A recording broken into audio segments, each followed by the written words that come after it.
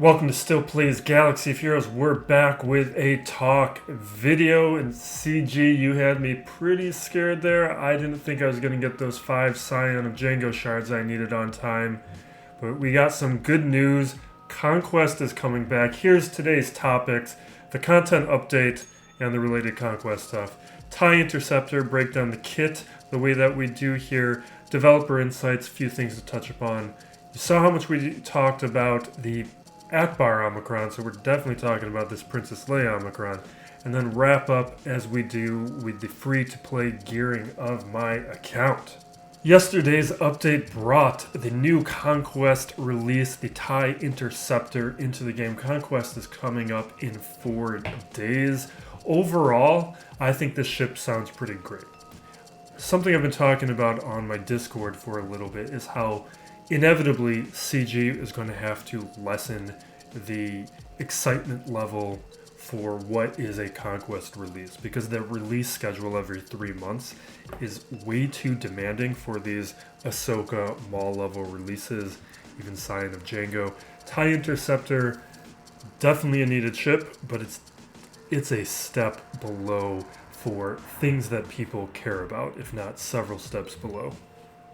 And because of that, I really want to see a tuning down of Conquest, because the grind for these releases is pretty miserable, and grinding for the TIE Interceptor is a bigger ask than it was to grind after Ahsoka or Maul. Those were characters, there was no mountain high enough for me.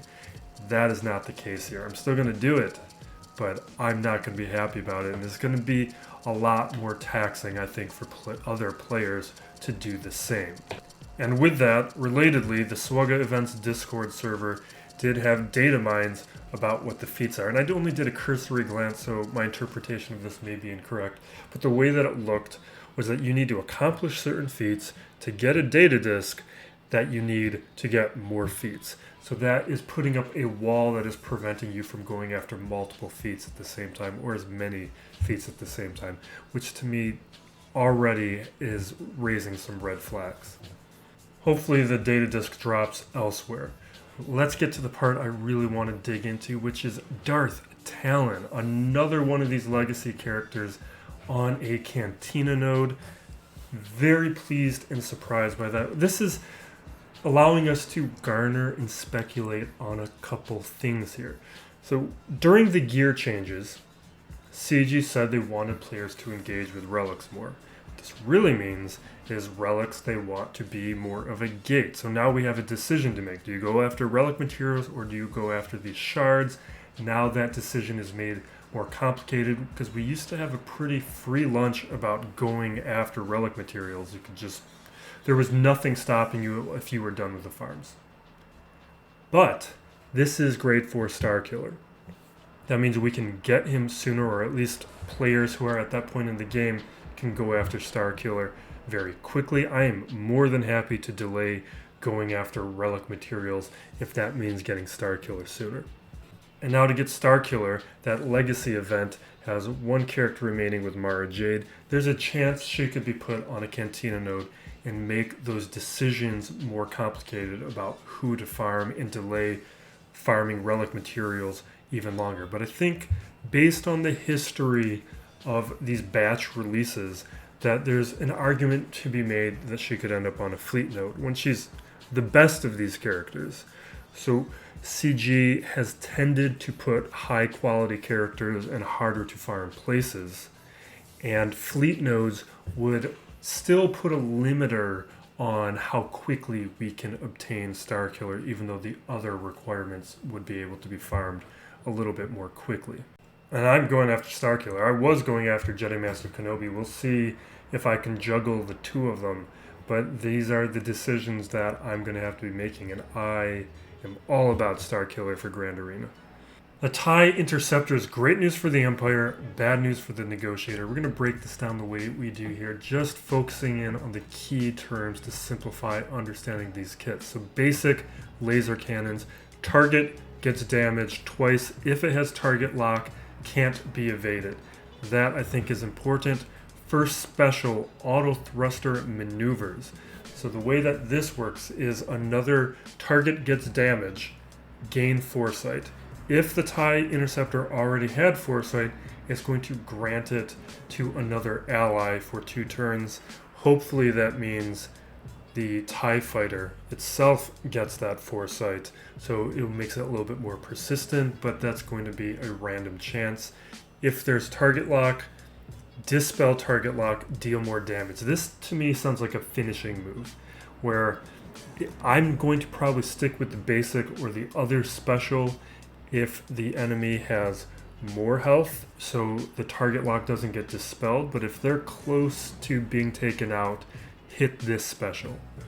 Second special, Ruthless Pursuit. This one is important to pay attention to. So the way that this works is you have AoE damage, you gain Ruthless, inflict pursuit target on Jedi enemies.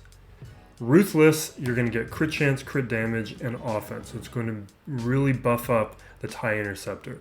With pursued target, the way that this works is if you don't hit pursued target, you're going to lose Ruthless, and pursued target is going to be cleansed from the other Jedi allies. So the way that this is written is you need to hit the targets that are marked with pursued target. Otherwise, you lose all the buffs and bonuses. So on top of that, whenever you hit an opponent that has pursued target on them, you're going to gain 40% turn meter. Keep that in mind for the capital ship. We'll talk about that in a moment. That's important. The reinforcement ability, how predictable. This is an AoE buff dispel, AoE inflict target lock and buff immunity, and cleanse all of the allies. So that's really important, and that synergizes with the unique here, prototype design. With this unique, what you're getting is Empire, Sith, or Inquisitorious allies, when they reinforce, TIE Interceptor is going to gain foresight. Whenever the TIE crits an enemy capital ship, it's going to gain turn meter. With the developer insights, this always has a few nuggets. Last couple times it's been a little iffy, but this time there is some good information here that reveals a little bit more about what's going on. So they suggest the Chimera. I looked at both the Chimera and the Executrix. You definitely want the Chimera for 2 reasons. One is the unique is going to give a buff to the crit chance every time. Remember from the unique that the Interceptor is critting, it's going to be giving turn meter over to the Chimera. On top of that, I think this is going to be an important ability, is using the Chimera's basic, because with the Chimera's basic, you can call a ship to assist. I think you're going to be wanting to call the Interceptor to assist and hit those target locked enemies or enemies with pursued target if you can, and drive either more turn meter or getting a huge buff to that damage. With the TIE Interceptor, there's a few things I want to key in on here. So one is they really emphasize that the TIE Interceptor is going to be pursuing targets, especially these Jedi enemies, and they make reference to how the TIE Interceptor is going to be challenging other fleets in the game. We'll see how it does against the Executor, but it really seems like this is going to be a hard counter to the Negotiator, where you're going to be able to go after Jedi Knight Anakin and Ahsoka pretty early on. I will want to see how the Undying Loyalty affects that pursued target debuff, but you're going to be able to take out Ahsoka and Anakin with far less of a headache, which is going to be a pretty hard counter, it sounds like, to the Negotiator, which means I am going to be looking specifically for my opponents of whether or not they have the TIE Interceptor, because I like to put the Negotiator down on defense. If they have the Interceptor, that's a hard no. I'm probably going to shift to Rebels on defense, because the Malevolence right now is going to be needed to counter the Executor, unless within the next couple months we get more ships, which we can't really think or predict, even though there has been a lot of discussion with the community that Nihilus could get something with the Ravager. The next thing here they say in 2 different ways, so we really want to highlight this portion here too. It's the TIE Interceptor and the TIE Advance's synergy. So the TIE Advance is going to be touched up, where it's going to lower the call reinforcement cooldown. It's not actually the just the call reinforcement cooldown, its Allied Empire capital ship cooldowns are reduced by 1. So that's going to be the ultimate ability too. But with that call reinforcement cooldown, that means turn 1 of the capital ship, the TIE Interceptor is going to be able to be called in, and if it's critting, it's going to be driving turn meter to the capital ship. You can be using its basic to be calling it to assist, driving more turn meter. The TIE Fighter, when it dodges with foresight, is going to be driving turn meter to the capital ship. So there's potentially a lot of ways here in order to make the Chimera faster, to use it as a nice counter. Princess Leia is getting an Omicron, and that'll be creating, along with Ackbar, the first squad with multiple characters with Omicrons.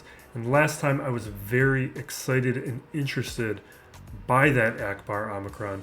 Before we continue though, we should point out in the content update, there was a clarification.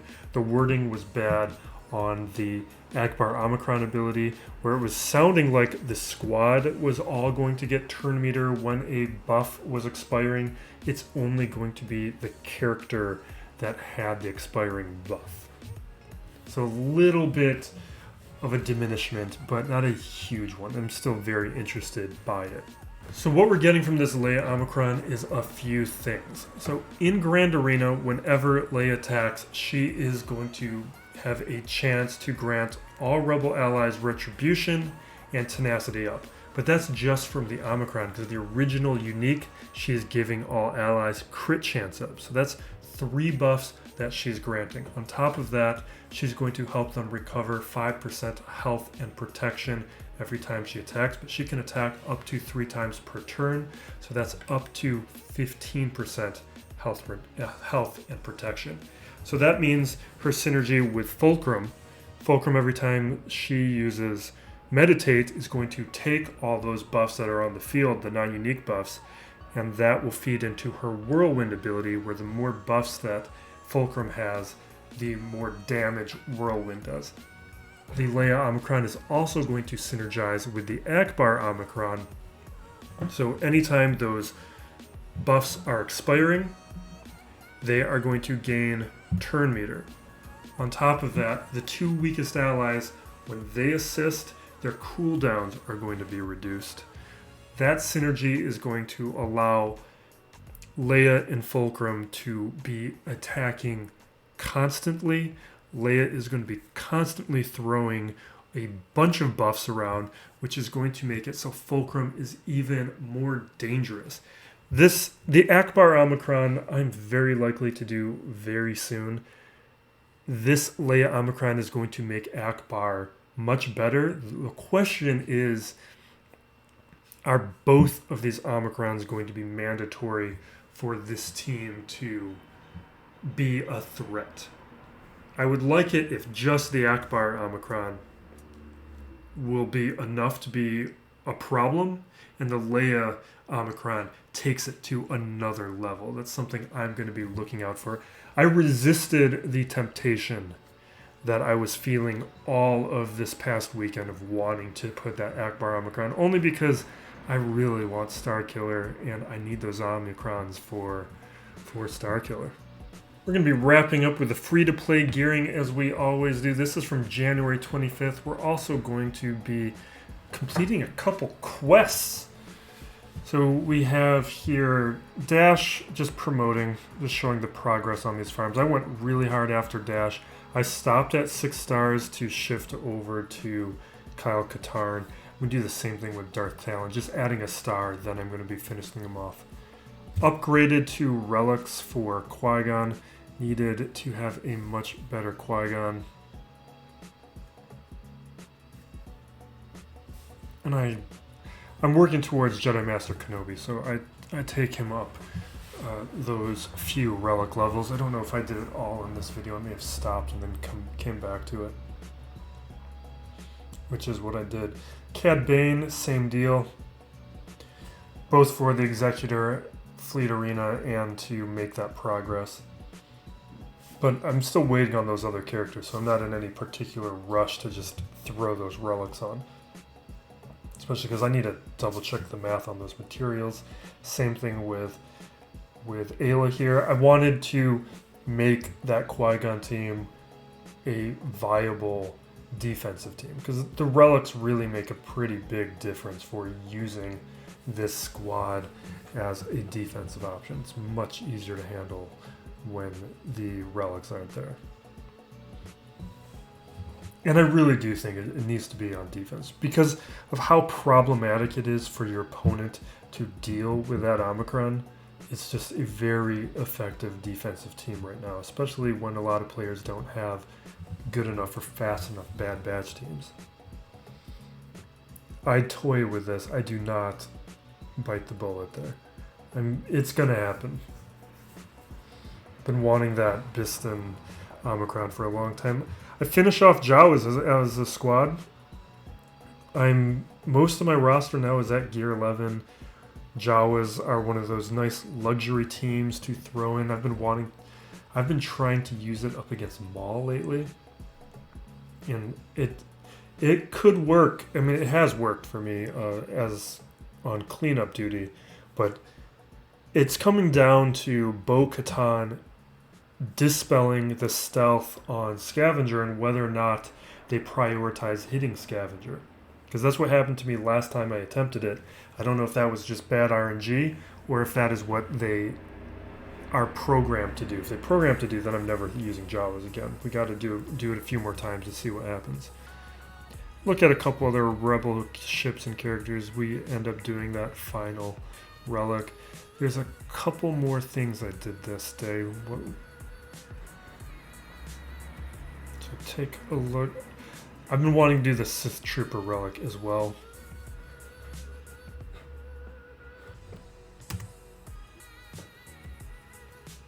But ultimately we stop. We're going to wrap it up there. Thank you for all of the support and welcome to all the new subscribers. I really appreciate the response that the last video received. Be safe out there, everyone, and be excellent to each other. This is Still Plays Galaxy of Heroes.